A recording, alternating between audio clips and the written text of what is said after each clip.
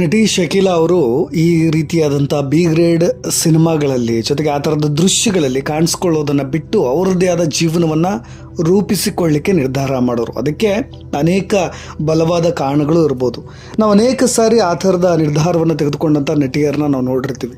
ಅವ್ರ ಜೀವನದಲ್ಲಿ ಆದಂಥ ಎಡವಟ್ಟುಗಳು, ಏಳು ಬೀಳುಗಳು, ಕಲಿತಂಥ ಪಾಠಗಳು ಅವ್ರ ಜೀವನವನ್ನೇ ಬದಲಾಯಿಸಿ ಕೂಡ ಬಿಡುತ್ತೆ. ಅದಾದ ನಂತರ ಒಂದಿಷ್ಟು ಸಾಮಾಜಿಕ ಸೇವೆಗಳಲ್ಲೂ ಕೂಡ ಗುರುತಿಸ್ಕೊಳ್ಳೋರನ್ನು ಕೂಡ ನಾವು ನೋಡಿದ್ದೀವಿ. ಸನ್ನಿ ಲಿಯೋನ್ ನೋಡಿರ್ಬೋದು ನೀವು. ಅವರು ಮಕ್ಕಳನ್ನೇ ದತ್ತು ಪಡೆದು ಅವ್ರನ್ನ ಸಾಕ್ತಾ ಇರೋದು, ಒಂದಿಷ್ಟು ಸಾಮಾಜಿಕ ಸೇವೆಗಳಲ್ಲಿ ಬದುಕ್ತಾ ಇರೋದು. ನಾವೆಲ್ಲರೂ ಹೀರೋ ಅಂತ ಅಂದ್ಕೊಂಡಿರ್ತೀವಿ, ಅವ್ರನ್ನ ಆರಾಧಿಸ್ತಾ ಇರ್ತೀವಿ, ಹಾಲಿನ ಅಭಿಷೇಕ ಮಾಡಿರ್ತೀವಿ. ಆದರೂ ಕೂಡ ಅವ್ರು ಕೊನೆಗೆ ಯಾವ ರೀತಿಯಾಗಿ ಬದುಕ್ತಾರೆ ಅನ್ನೋದನ್ನ ನಾವು ನೋಡಿದ್ದೀವಿ.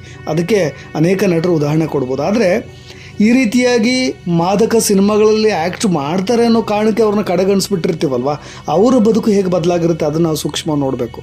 ಇದೇ ನಾನು ಸನ್ನಿಯ ಬಗ್ಗೆ ಮಾತನಾಡಬೇಕಾದ್ರೂ ನೋಡಿ, ಎಷ್ಟು ಸಾಮಾಜಿಕಕ್ಕೋಸ್ಕರ ಎಷ್ಟು ಉಪಯುಕ್ತವಾದಂಥ ಕೊಡುಗೆ ಅವರದ್ದಾಗಿದೆ. ಅದೇ ರೀತಿಯಾಗಿ ಶಕೀಲಾ ಅವರು ಕೂಡ ಒಬ್ಬ ತ್ರಿಲಿಂಗಿ ಹೆಣ್ಣು ಮಗಳನ್ನು ದತ್ತು ಪಡೆದು ಅದಾದ ನಂತರ ಎಲ್ಲ ಸಾಮಾಜಿಕ ಸೇವೆಗಳಲ್ಲಿ ಒಂದಿಷ್ಟು ದುಡಿದಂಥ ಹಣವನ್ನು, ವೃತ್ತಿ ಬದುಕಿನಲ್ಲಿ ಸಂಪಾದಿಸಿದಂಥ ಹಣವನ್ನು ಸಮಾಜಕ್ಕೋಸ್ಕರ, ಸಮಾಜ ಸೇವೆಗೋಸ್ಕರ ಮುಡಿಪಾಗಿಡೋದಿಲ್ಲ. ದಟ್ಸ್ ಗ್ರೇಟ್ ಅಂತ ಅನಿಸುತ್ತೆ.